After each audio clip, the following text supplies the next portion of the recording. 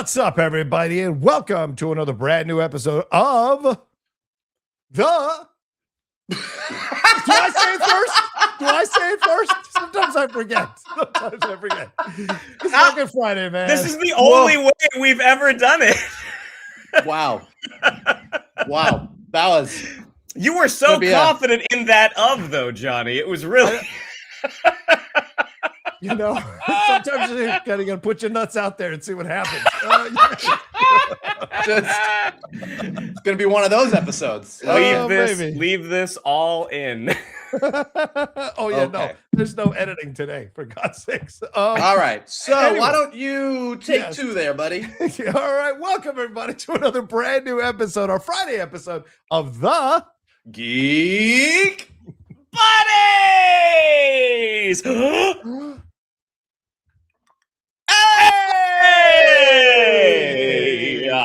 That was literally is it 1, 2, 3 go, or 1, 2, like do we go on 3, or is it 1, 2, 3 then we go? Which one is it? Going? Well, we got it. Either way, we got it done, and we are here to have a little fun with you all here to end the week. And of course, we're very happy that Shannon is back with us. But for those who may be new to the show, and people discover us all the time, let's introduce ourselves. I am John Rocha, writer, producer, and host here on the Geek Buddies.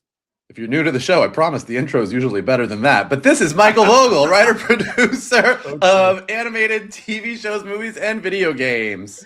And this is Shannon McClung. And if you're new to the show, it's usually better than that, but not all the time. And I'm an animation writer and a film and television actor. And hey, if you watch The Pit, I'm in the new episode. It just dropped yesterday. Yeah. How are you feeling, bud? It's finally out. You got to just see yourself. Are you excited? What has been the response from people seeing you back on The Pit, reprising your role there?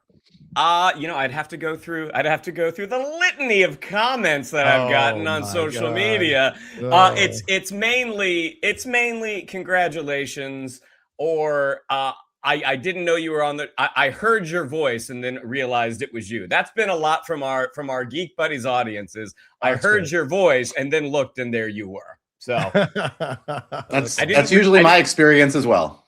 I didn't realize I had that distinct a voice, but apparently I do. Yes, you do. And for those who are wondering my background, you see the green screen. It is because I wore a green shirt. I didn't want to have that be see-through while we're doing the show. So if it annoys you, I apologize ahead of time. But we got so much to talk about here. Put that on the list of things that nobody would have noticed unless you said it. But okay. Oh, fair point. You just pointed out the red dot on the white sweater, Johnny. This is not blood. Anyway.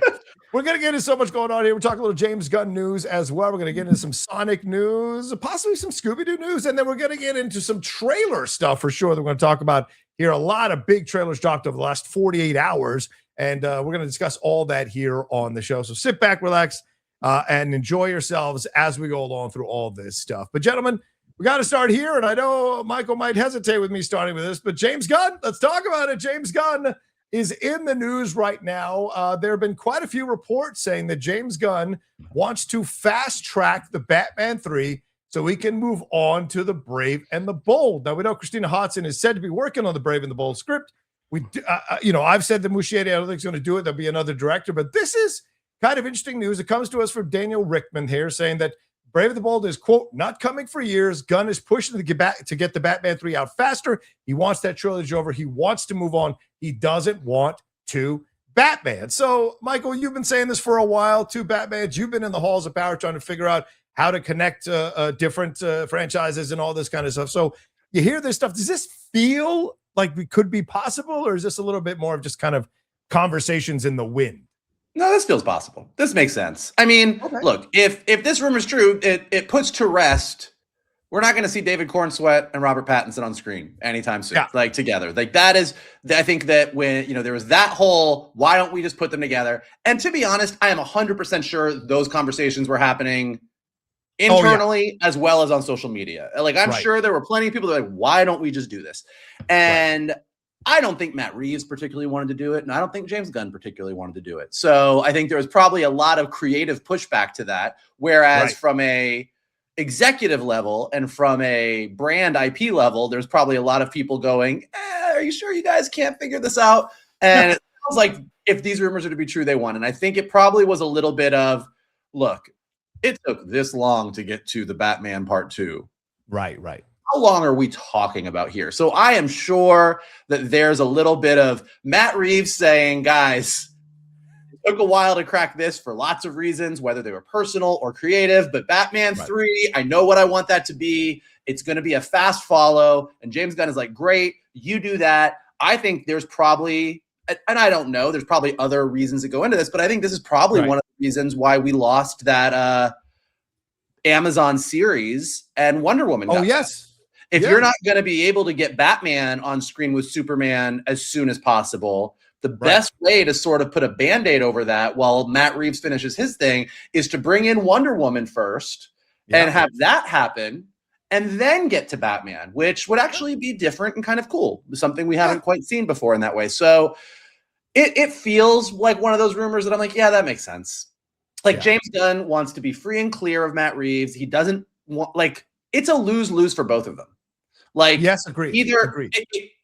At best, it just confuses people slightly, but you have two really good movies. But at worst, and given the way that geeks respond to every movie that comes out, the Matt Reeves fans would tear Brave and the Bold apart. True. The Gunn fans would go, why are you doing this? This is the kind of Batman we've always wanted. It doesn't always have to be this. Like, it would just be a little bat civil war on social media, and it would exhaust everybody. So this makes more sense. All right. Shannon, how much weight do you put behind these reports? Do you think this makes sense, as Michael's been saying and laying out really well in his points, that they would go this route, try to fast track a Batman 3? Is it possible that the reason this took 5 years to write is because they've secretly written Batman 3 already? What are your thoughts on this?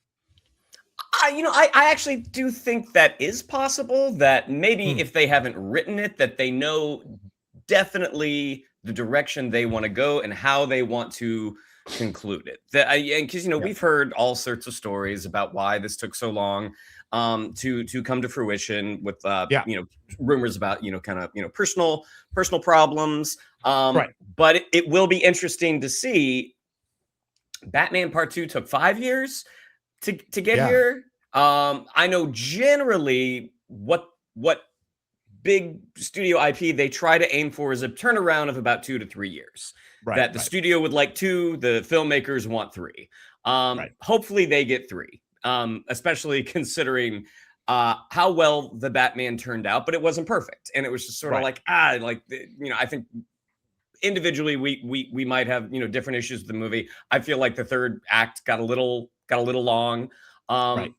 But ultimately, I do agree that, can you have 2 Batmen at the same time? You can. But also there is the risk of your sort of, the audience, fans kind of eating their own, as Vogel already put. And in terms of the audience, the general audiences who are not us, there being some confusion over like, wait, I just saw a Batman. And again, because mainly we talk to each other, when someone has that confusion, it's crazy to us, because how can you not know this? But most audience, that is most of the movie going audience. So I mean, it does make total sense. And I hadn't considered the whole Paradise Lost going away so we can get to Wonder Woman. So let's have something to introduce that isn't Batman, sort of like, delaying that introduction of the Dark Knight that Vogel had pitched, which I was like, that's pretty smart. I mean, you're kind of going in reverse. So yeah, I mean, this all tracks to me. Yeah, it feels logical to me as well. I go back to the 5 years to write Batman 2. We know you guys, we work in the industry, or you guys, of course, you guys work much more behind the scenes in the industry. I just follow it, investigate it, pursue it, that kind of stuff. But we know that they're always making plans. They're always having contingency plans. Do they all work out? Not always. Do sometimes they not make plans and they get bit in the ass? Hashtag Star Wars. Yes. But most of the time they're making plans in case one thing works out or another thing works out, or this doesn't work out, what we're going to do. And I feel like 5 years to write a Batman 2, it could be very possible that that James was like, well, if we do a third one to wrap up your trilogy, just, have ideas of where you want to go with all of this. So I would not be surprised, especially how the Penguin turned out as well, Well, and I think that even the casting that we've been discussing, I mean, like we said, they're going big in Harvey Dent. Yes. Like they're going clearly big, but like so big almost with other stuff that he sort of laid out in the Batman with the Thomas Wayne family and everything else. Like that's a big enough, like it's not just that Two-Face is in the movie. Right. You got Two-Face, you got Nora Dent, you got Harvey Dent's dad. It feels like Matt Reeves has sort of when you do your first movie, you're like, let me nail this movie, and I hope I get to do my trilogy. But you really put all your energy into like, I got to make this thing work, otherwise I get no more at bats. But once you get to that second movie with the expectation that like, okay, we're going to wrap up this trilogy, you do sort of plan ahead. Although John on Twitter said something that, as opposed to usually when he says something on Twitter, I agreed with this one. Unnecessary addition, but go on. Yeah, I know. I'm catching strays over here. It's Friday. I don't always agree with you either. Go ahead. Pushing Brave and the Bold so far down there, like we got to see how Supergirl does. We got to see how Man of Tomorrow, like you're pushing it far enough down there that you're like, I hope we get a Batman in James Gunn's universe, but James Gunn's universe has to last that long, and it's still up in the air. Yeah. Well, another thing's up in the air before we leave the James Gunn portion of the news. I got this sent to me this morning. Apparently James Gunn thinks I'm wrong. Is it true that Paradise Lost is shelved? Definitely not, says James Gunn. Jesus, I go on Threads for the first time in weeks, and it's just one insanely wrong thing after the other. What is going on? I know, James, what is going on? This wacky internet. So here's what I'll say to you. I have it from a very, very good source that is what's going on. He can deny it all he wants, but we'll find out in the end who was right, who was wrong, and if this actually gets a green light, or if they find out a new and convenient excuse to say they're shelving Paradise Lost that brand saves them. So, gentlemen, what do you think about this? Do you think he's telling the truth here, or is this a little bit of trying to play to the cheap seats and get the fans still feeling like a Paradise Lost thing is still happening? I heard it wasn't happening. I heard it wasn't happening. Gunn? But Michael, you've heard it wasn't happening as well. I heard it wasn't happening. Oh, so look, and then again, who knows? Everybody talks whatever, but like I've heard pretty reliably that it's not gonna go forward, and so and for a lot of the reasons that I already laid out, I think there's good reasons for that. I do think, and look, the other part of this is what even happens to Warner Brothers in the next year with new leadership coming in. Like, there's a world where Netflix comes in and goes, yeah, fuck yeah, we want an Amazon show. Right. And it's back. Like, so who knows? But like from what I've heard right now, it is not moving forward. Yeah. So James, you can say what you like, but there are people who have connections in the industry, and they do hear things from people who are connected with you or met with your company and have feelings about certain things. So, or have knowledge about certain things. So we'll see. I heard from your dry cleaner. Well, one thing we did get announced this week, and we heard accurately, is that Kristen Bell is jumping on to be a part of the Sonic Hedgehog franchise. She will be voicing Amy Rose, with Jeff Fowler back to direct another installment in the hit franchise based on the Sega video games. These have been really successful. And here is Kristen Bell kind of finding a second life behind the mic. As much as she's enjoying in front of the camera with Netflix, she's finding a second career, making millions upon millions, doing voiceover work, as she just locked that deal down with Frozen, and now jumping on to the Sonic franchise. So Shannon, she's not someone that people go like Meryl Streep and all this kind of stuff, but certainly someone who is laying a very big footprint in her own way in the entertainment industry. Your thoughts on her being cast in this? I mean, the Sonic franchise is not for me. I am befuddled. I knew where this Shannon, you're like, Shannon, what do you think of Kristen Bell and Sonic? Well, guys, I don't get it. Is that what people hear when they see me on the pit? Oh, God. That's I need terrible. 10 cc's of Novocaine. Wow. Novocaine. Good movie. Good. In terms of Kristen Bell, like I am such a big fan of hers from Nobody. Like I liked her from The Good Place. I liked her all of her previous work. I love her in Nobody Wants This. Like, to me, that is the role, that is the series that she has been waiting to be a part of. So to see her hop on, and I don't know if she and Ben Schwartz are friendly. It wouldn't surprise me because I feel like they kind of run in that same sort of improv TV circles.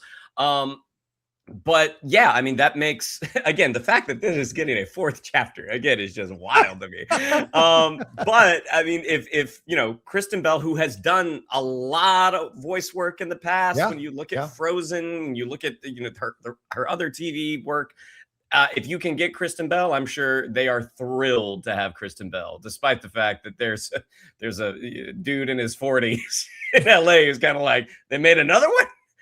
That many people like these? Okay. Still hanging on to that in your 40s. I love it.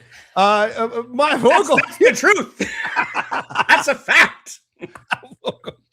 Your thoughts on this, Vogel? Do you like her being added to the cast? And are you as amazed at the success of Sonic as franchise? I'm reminded now. I had forgotten until this little monologue by our buddy down here. That when the Sonic 3 trailer came out, and you and I were like, well, we're going to talk about that in our trailers. And he was like, why? Right. And I was like, we are the Geek Buddies. This is one of the biggest video game franchises that is on its 3rd movie with Keanu Reeves in it. And he was like, I don't want to talk about Sonic. I'm like, yes, we're talking about Sonic. I don't know why you're befuddled. What I do think is funny is Sonic is a really clear example of this is a geek IP that from the first movie to now has done everything exactly correctly the way you're supposed to treat IP. It's just not targeting 40-year-olds. Yeah. Nor should it.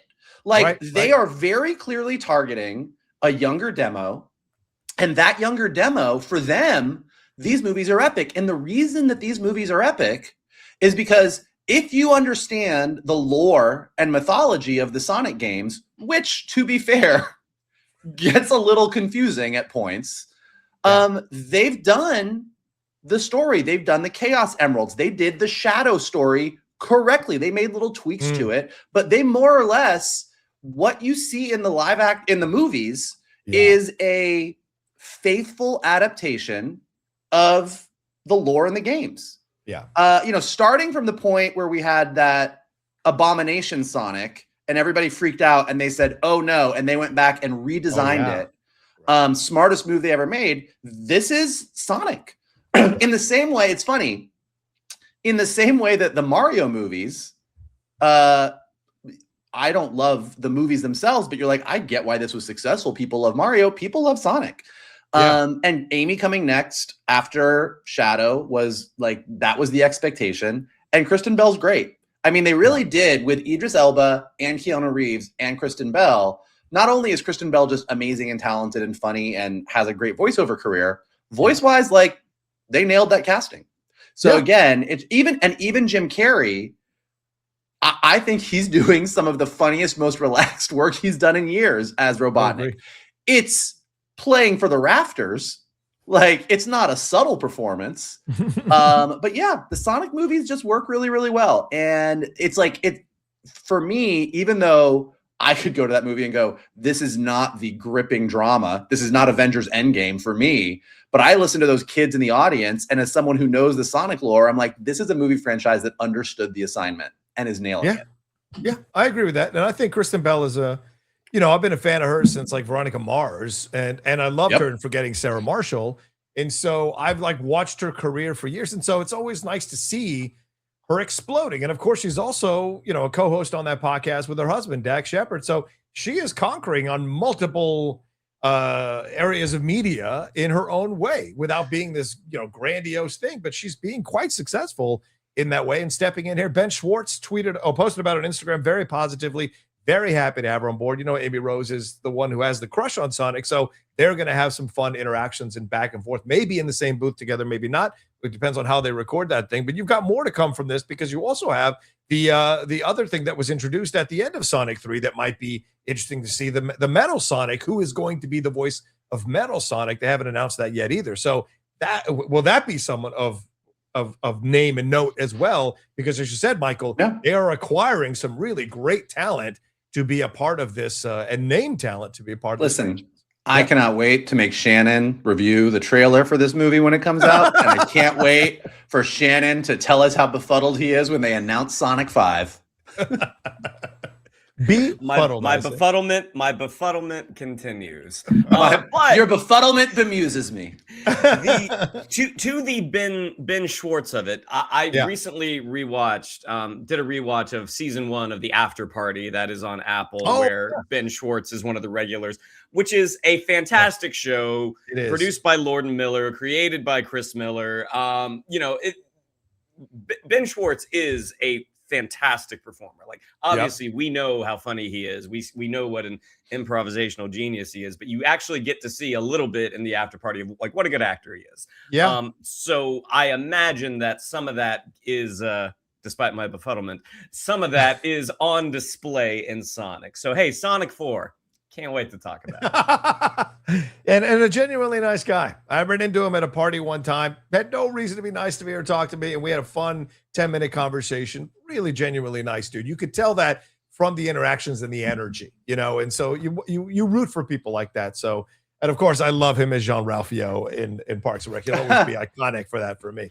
One last thing before we get into these trailers, one last bit of casting news. Gentlemen, your thoughts on this. Mike, I'll go to you first. McKenna Grace will be playing Daphne in a new Scooby Doo live action series that's at Netflix. Of course, this will delve into how the Mystery Incorporated gang first met each other. Netflix picked it up for 8 episodes in March of last year. And this logline reads, during the final summer at camp, old friend Shaggy and Daphne get embroiled in a haunting mystery surrounding a lonely lost Great Dane puppy that may have been a witness to a supernatural murder. And remember, she voiced Daphne Blake before in a Scoob, that animated film that came out in 2020. And I got to interview the director all those years ago on my channel when I was first breaking out on my channel. So what are your thoughts on this? Do you like this casting? Does it make sense? She's a part of like a million franchises now. Yeah. Okay. No, it's You're befuddled? Are you befuddled that we're doing it live action? No, I'm not befuddled. It makes sense. I think more than the casting is perfectly fine. That makes sense. It's more okay. I really hope they crack Scooby Doo. Oh, like I just not Scooby Doo the character. I just in general like Scooby Doo is one of those franchises that we all love. Yes, and there was the movies back, the live action movies back in the day with Matt Lillard and everybody in it, and Freddie Lillard. Freddie Prinze Jr. I mean, I can't judge. I said Matt Bellany or Baloney for a long time. So anyway, go ahead. Matthew Lillard. Lillard. You're just making it so unnecessarily fancy. Oh, I know. Matthew Lillard. He stops at Target. Is that the Connecticut Lillards? Is that the Yeah, that's how you pronounce it at Downton Abbey. I just feel like it's one of those things, and that we haven't quite figured out what to do with it. Like everybody wants to do something with it. Everybody's this works. There's something there, and everyone tries to do it a little bit differently. And okay, let me do my take on it. It reminds me a little bit of what everybody's been talking about recently with the Muppet Show.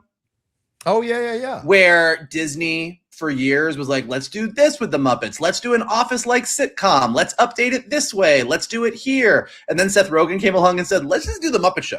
And he did it. And we were all like, yes, that is what we wanted. Yeah. So when you bring Scooby-Doo into live action, I'm just really curious if this series is going to feel like Scooby-Doo or if it's going to feel like somebody else's take on Scooby-Doo. That's more. The casting is fine, but the Netflix series and the 8 episodes, I'm like, are they going to be able to successfully do like what Wednesday did? Yeah. Where you take the Addams family, but you focus on a new character and you give it a twist and you sort of open it up to an entire new audience? Or is it just going to be another version where we're all kind of like, Okay. Shannon, your thoughts on McKenna Grace taking on the role of Daphne Blake, iconic role of Daphne Blake?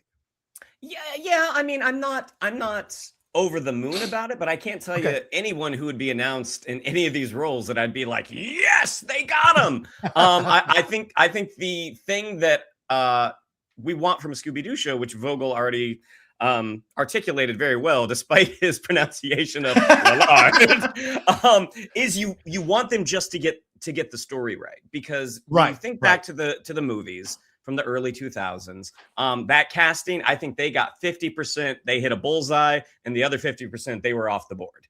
But one of the folks that they did get right was Mr. Lallard and Miss Gardellini. But what the movie was like, this doesn't quite feel like Scooby Doo. Like, it gets close, but it's not quite there. And was some of that the casting of the other two roles? It's possible. But it's also kind of like just how the whole thing kind of turned out. Like, I think from a Scooby Doo show, we just want, as Vogel already put, we want the Muppet Show. We want Scooby Doo. Like, give us what that was. Because what we got from the movies, it wasn't quite that. It was almost that. Scoob, I actually enjoyed. I love the additions that they like Blue Falcon coming in, like this random Hanna-Barbera character. So McKenna Grace does bring a certain amount of clout because of the franchises she has been a part of. So, I mean, I get more encouraged by her signing up rather than an unknown actor, even if the unknown actor would have been amazing. It's just like, well, she brings stuff with her. So, I mean, fingers crossed, because I do think a live action Scooby Doo, I do feel like there is a great version of that we just haven't got yet. Yeah, and I think she's great, in the Ghostbusters franchises. And I think the most recent one, what was the one that she did that was the most Colleen Hoover movie that came on Paramount Plus? I watched about an hour of that a few nights ago, and I was like, hey, she's good in this. And so I think she is an absolutely up-and-coming actress. I don't think she's not like freaking Florence Pugh, right? But there is a bunch of stuff she can do. Right, who is? There's a bunch of stuff that she can do that she'll be quite successful, and she certainly has experience stepping into a franchise and having fun with it, as we saw with Ghostbusters. So we'll see. I agree with you, Michael, though. Can they crack Scooby-Doo to make it appealing to a new generation? Will it actually be a hit? Who knows? We'll see as it goes along. And I wonder if we'll get cameos from Sarah Michelle Gellar, Matthew Lillard, and Freddie Prinze Jr. We will see. And Cardellini even. They're all around. It's pronounced Cartellini. Cartellini. So we'll see. We'll see for sure. All right, we are now handing over the running of the show to our geek buddy there at the bottom to talk about trailers. And because it's the main topic, trailers. We got 4, and really excited to talk about all of these. So one of these things turned out, the first look at this turned out, I'm like, I can't believe how excited I am to see this, but we're going to start. I think I'm excited to see all of these. Maybe except one, but for reasons, not because it didn't look good. But let's start with our teaser for season 3 of House of the Dragon. Man, so what House of the Dragon successfully did with season 1 was get us interested in Westeros again. Like, the ending of Game of Thrones left a good chunk of the audience feeling a little cold, and for them to go back to the well, it's like, is this going to work? And season 1 really did that. Season 2, the beginning, got us really, really excited. Like, this is amazing. I can't believe they got a second bite of the apple and what they're doing with it. And then season 2 ended, and it's like, is that it? I feel like there should be more. But now we get our first look at season 3 and some of these special effects that are on display here. Just a naval battle, a big naval battle with dragons. It just looks huge. And what they have done so well, even though we maybe felt the finale of season 2 was a little wanting, is we are very, very into the characters. I mean, seeing the challenges that Rhaenyra is about to face, the effects of Alicent's actions going to Rhaenyra.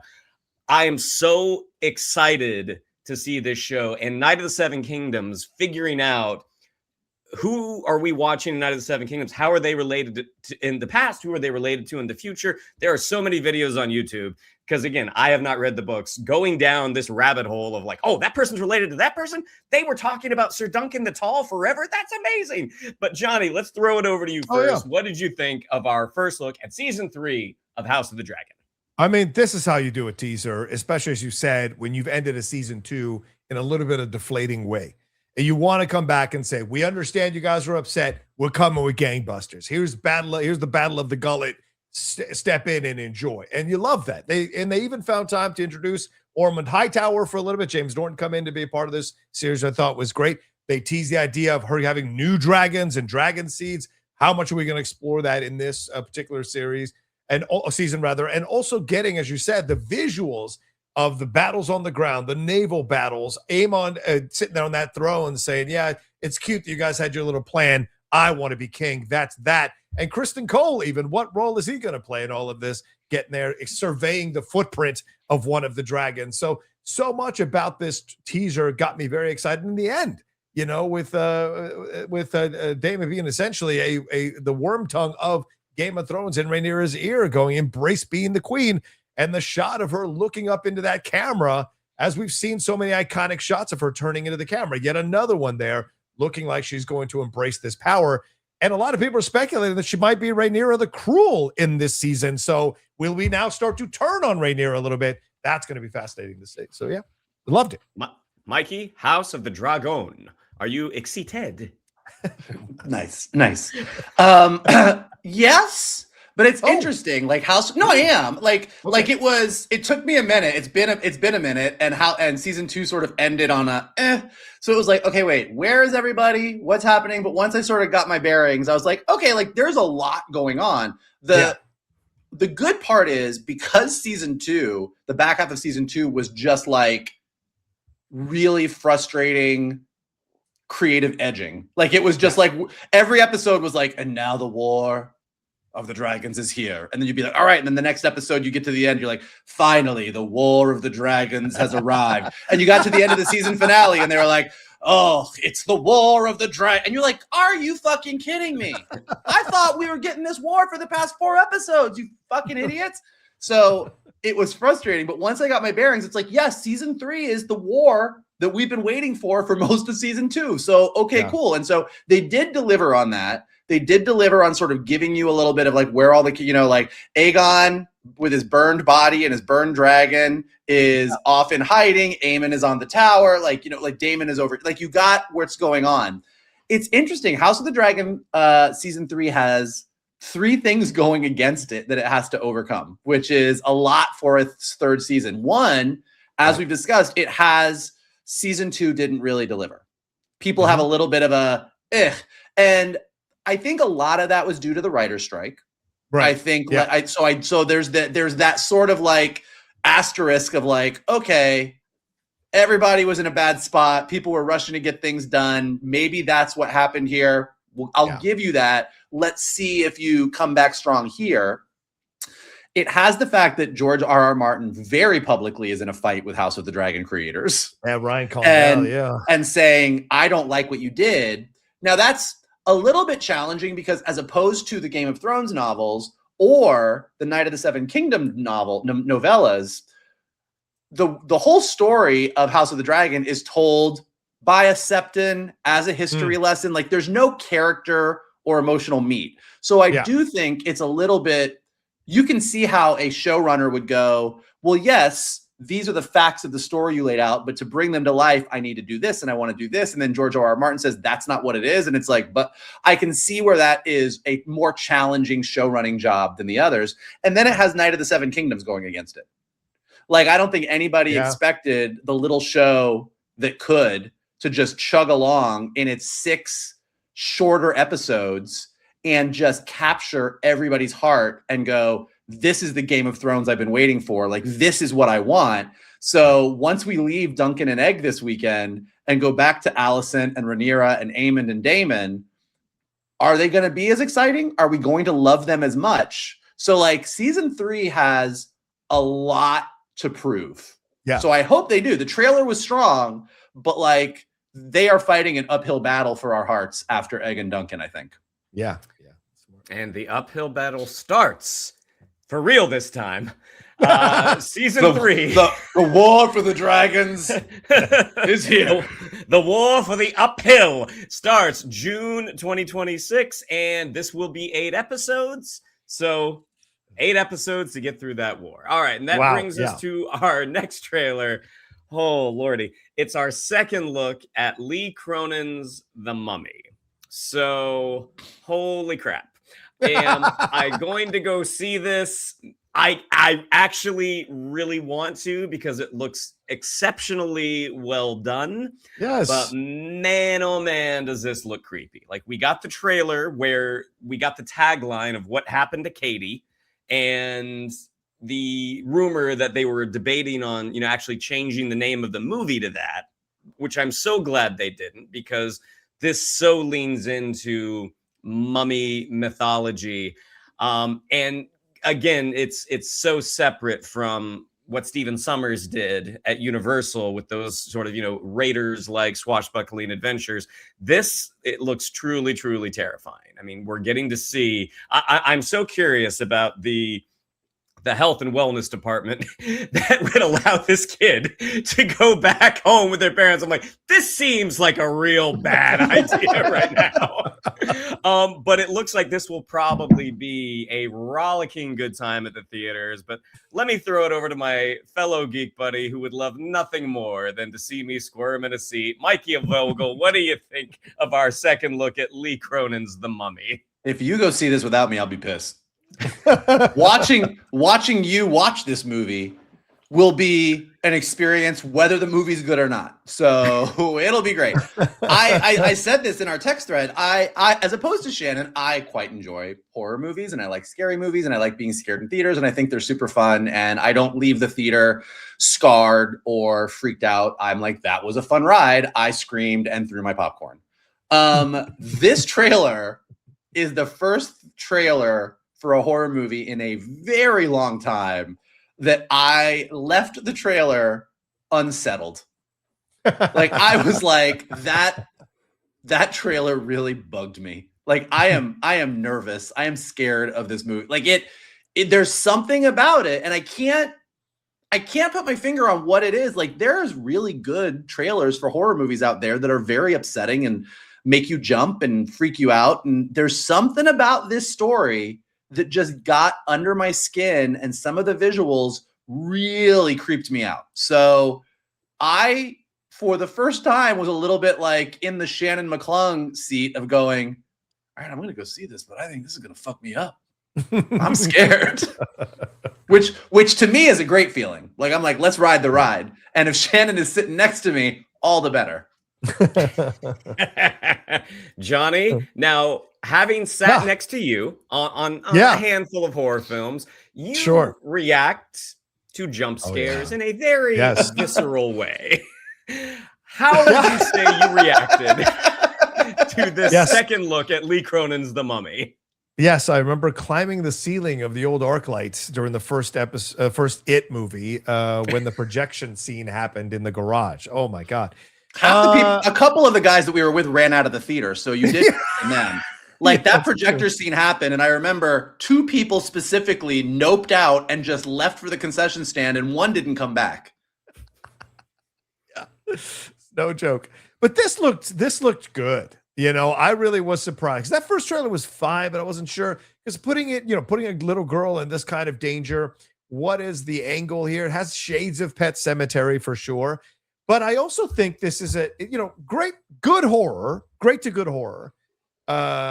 Usually is making a commentary either on our social stuff going on in our world, or a commentary on parenting, a commentary on leaving children alone, this kinds of commentary on growing up, or even sexual commentary like It Follows. So I feel there's an element here of what it might be like as a parent to raise a child that is troubled or not normal in some way, and how people react to it, and how much danger that can be there, how much, if you lean too much into love and not enough into unpracticality, how much does that affect people around? So it had shades of it when I was watching. Now, that may be me being snooty, critical asshole, John. That's very possible. But I liked that angle when I looked at this trailer, like, oh, this could be a really interesting commentary about this kind of stuff. That being said, there are some brutal moments in this fucking trailer that scare the shit out of me. I don't know why you'd bring a child back to be in contact with other beings who are not experiencing this. I don't know what a child did crawling into a sarcophagus. Who is leaving an Egyptian sarcophagus lying around? And also, of course, you got to have the old Latina lady who is saying shit in Spanish, because Lord knows we are connected to heaven and hell in equal parts in the Latino community. So I thought that was all checking the boxes. Have you not seen Coco?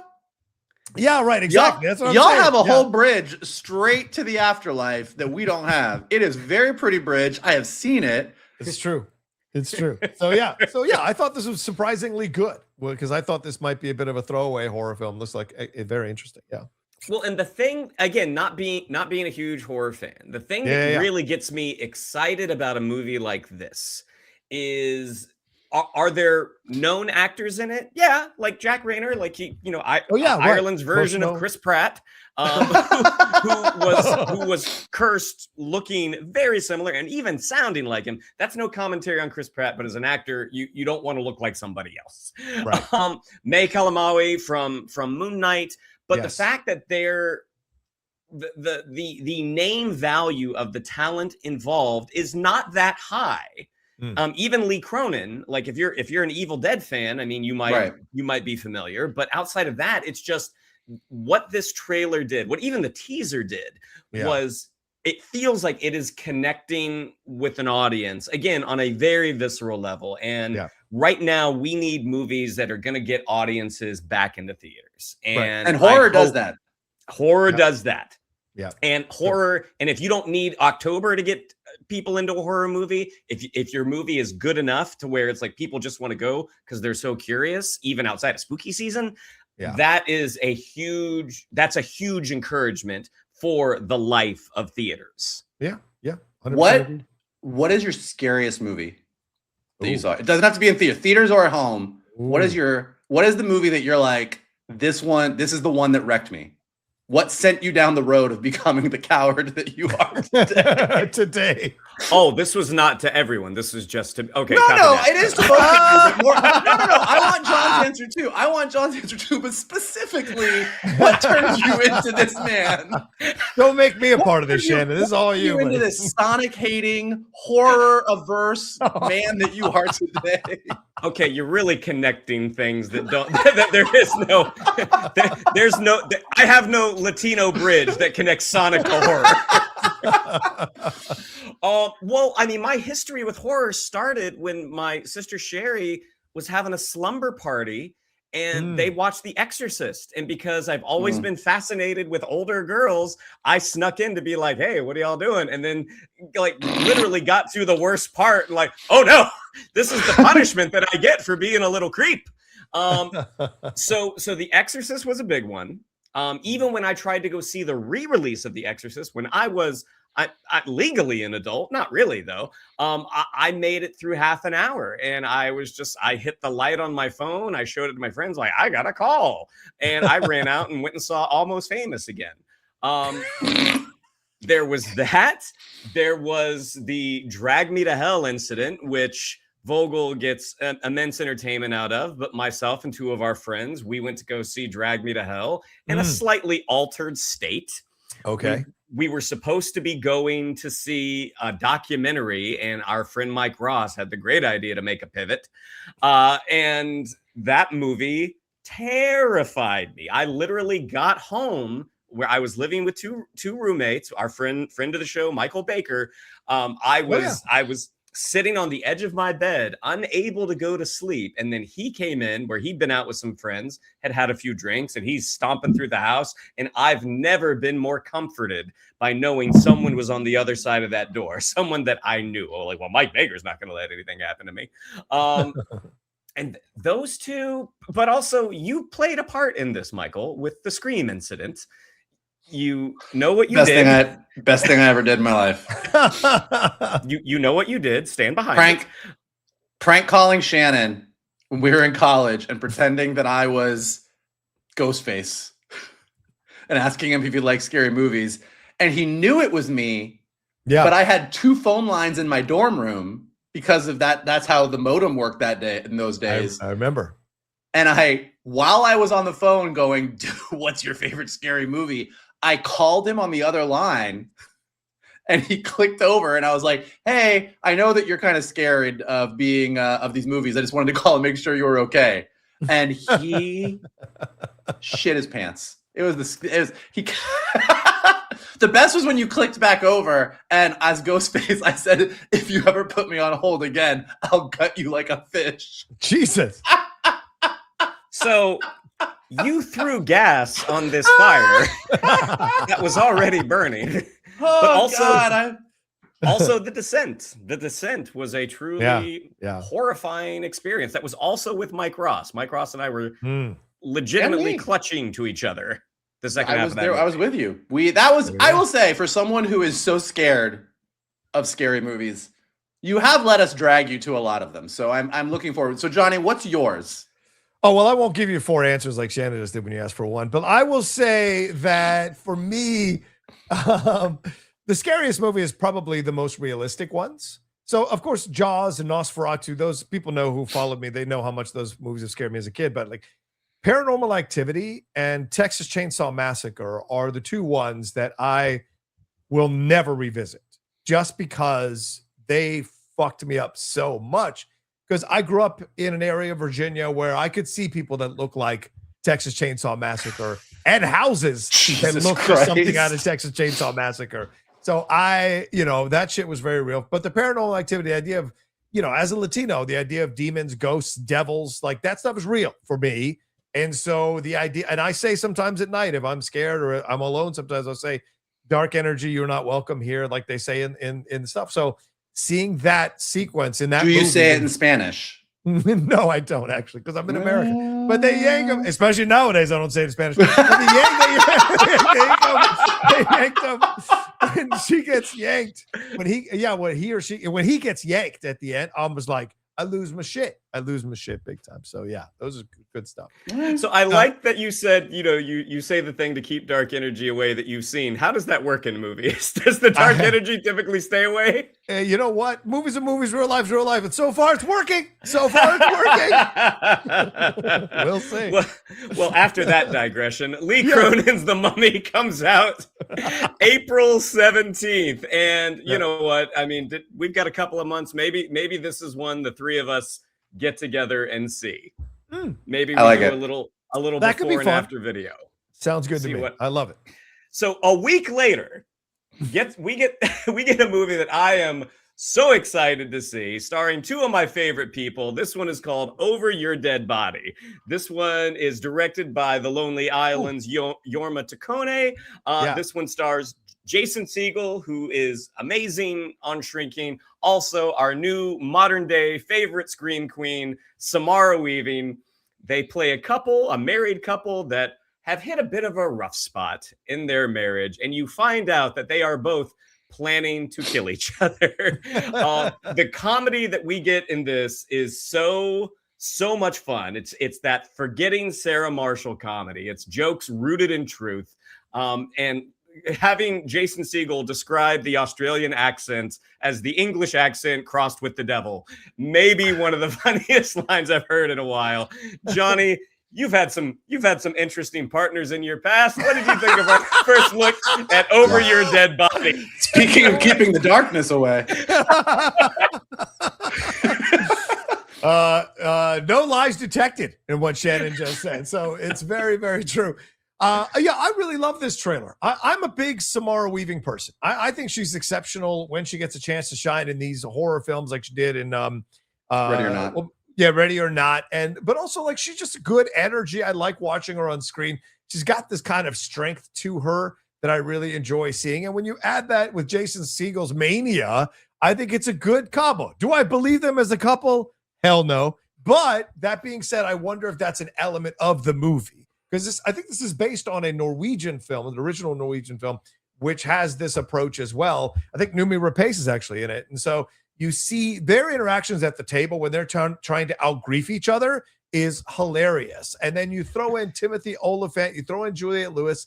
So it seems like this is going to be a nice, fun commentary on relationships and how you can come together against another foe and maybe discover something more about your relationship, unlock something new about your relationship. So yeah, this looks like a fun time. I hope it's good. I really want it to be good. And I like Jorma. I think he's actually a good director, and I like his sense of humor most of the time. Mikey, as someone who I'm pretty sure has never planned on killing a partner, what did you think of our first look at Over Your Dead Body? You ever play a board game with Chris Konopasek? Oh man. Wow.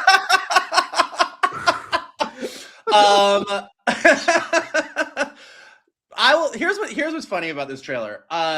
For all of the Sonic trailers that come along that Shannon doesn't want to talk about, he will often throw trailers in that, strictly speaking, aren't really geek trailers. Yeah, that's true. Like, you're like, this is a movie that, like, great cast, looks fun. Is it a geek trailer? I don't know. So this one popped up, and I was like, I saw what it was, and I was like, this is gonna be a good trailer. Maybe we shouldn't talk about it. Then I watched the trailer, and I'm like, I don't give a shit if it's a geek trailer or not, because that trailer is fantastic. That was pure chaos in all the best ways. It was so funny.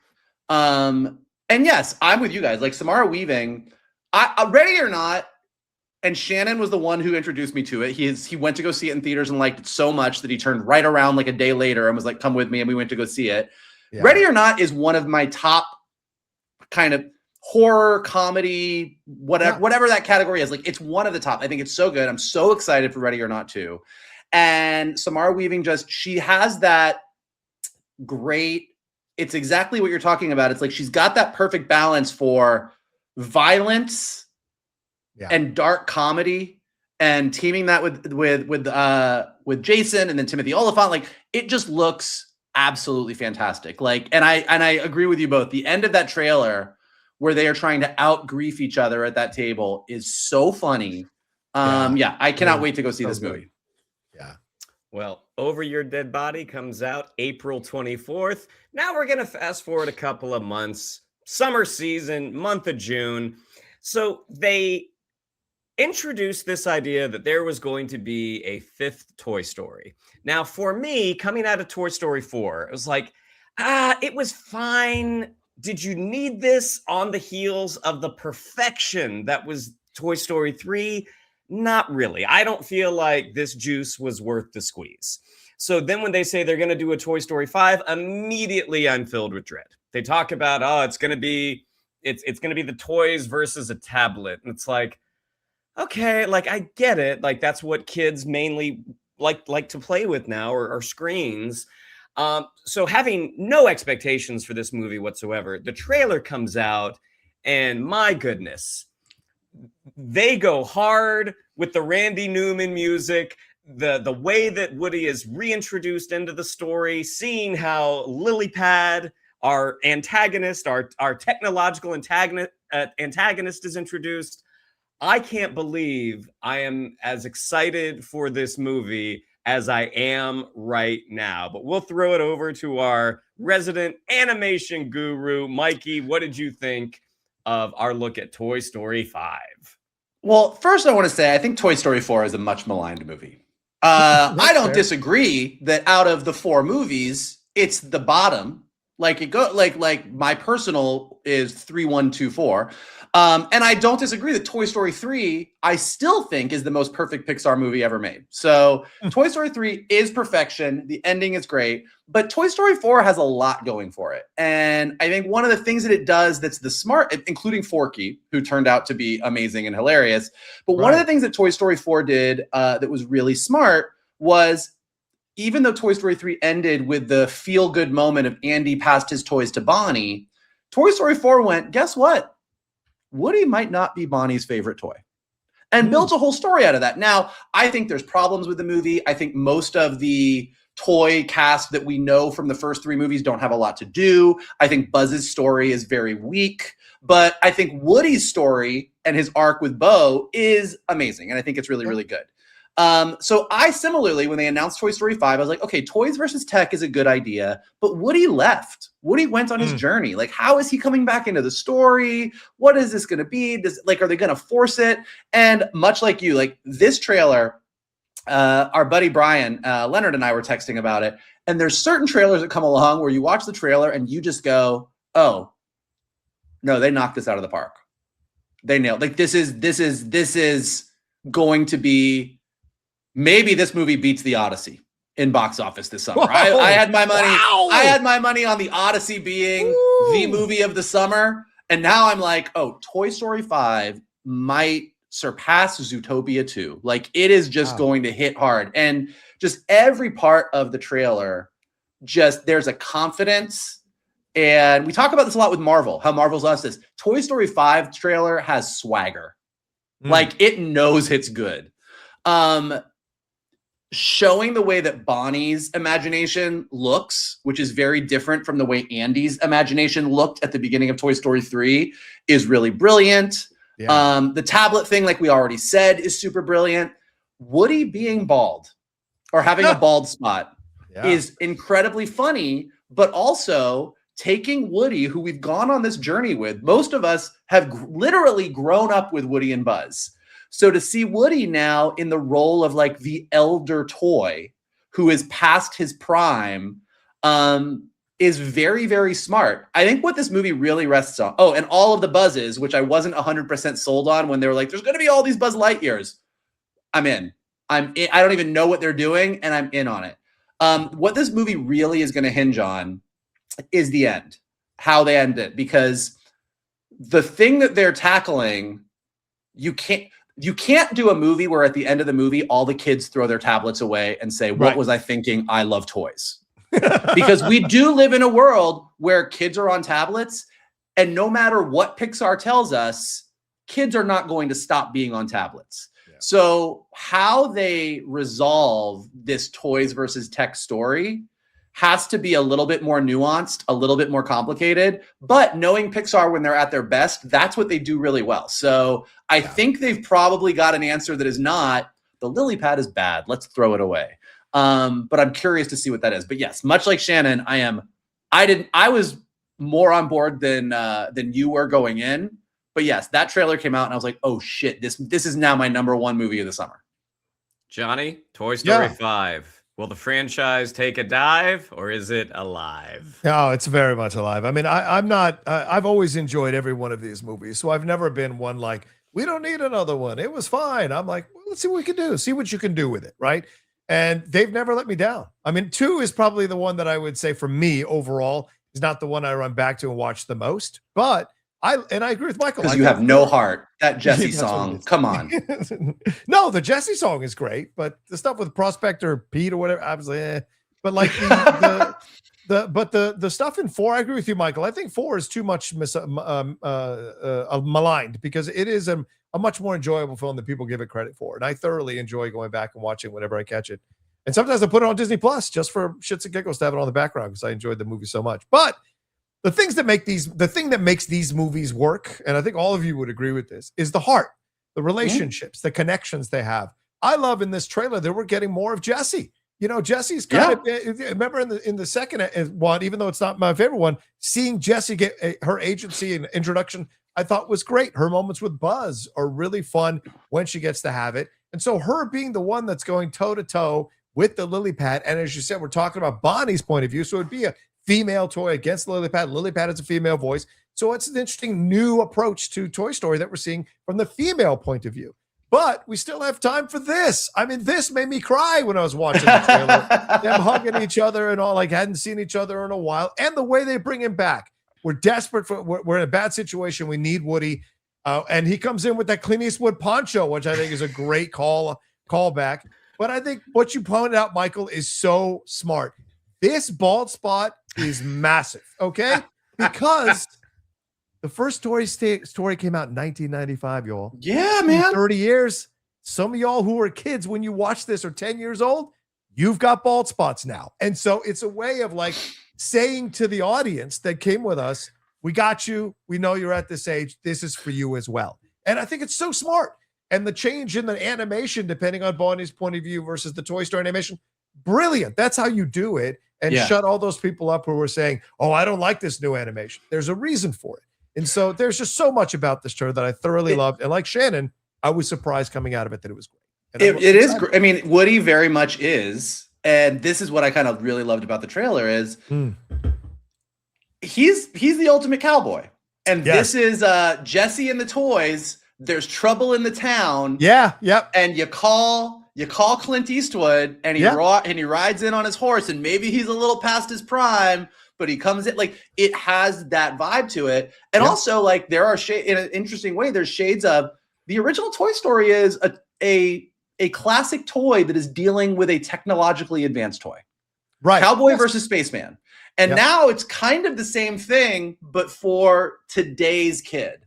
Right. And I'm just really curious. Yeah, like I could talk about this trailer for another hour. I thought it was so great. Like I'm kind of with you that I'm like, look, if this is what Pixar continues to do with Toy Story, I'm good for you to throw a Toy Story movie in every few years for the rest of our lives. Like if you can continue to hit this mark, we'll see. I mean, based on what we've seen from the trailer, maybe they totally whiffed it and they fooled us. But like I said, sometimes you watch a trailer and you're like, oh, no, they did it.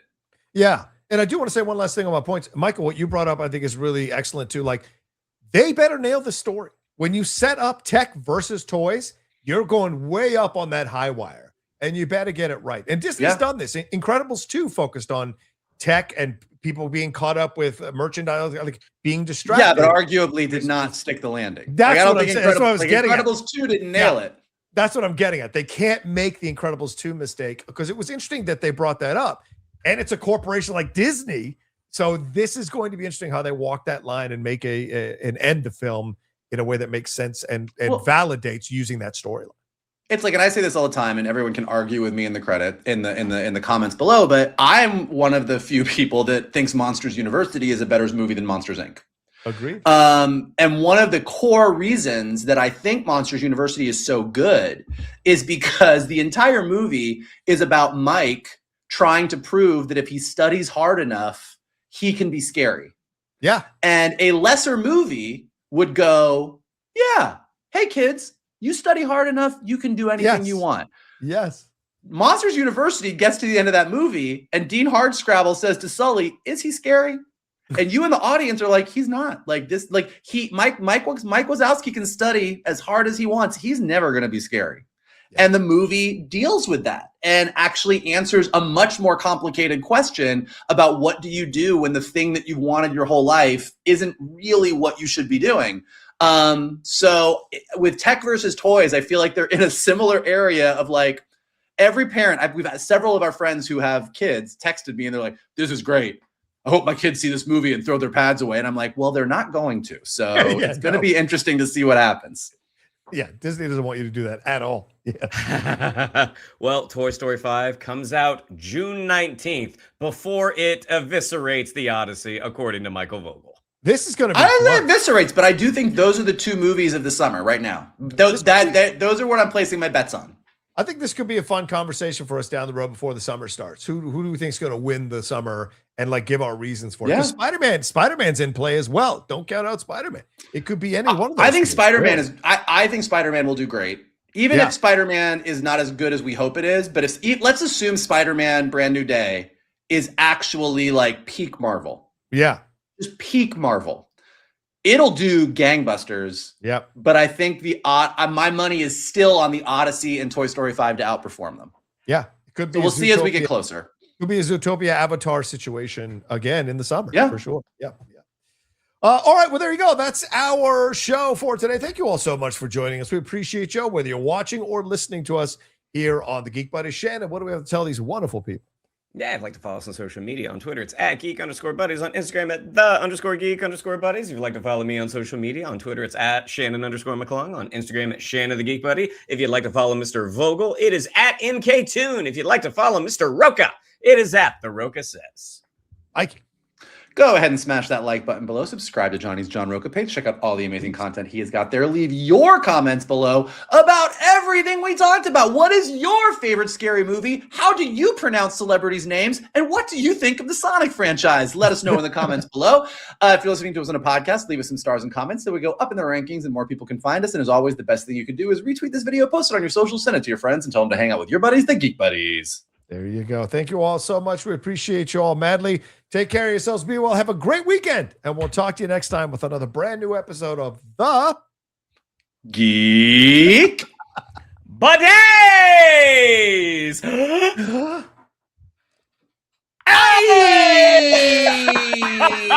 Hey!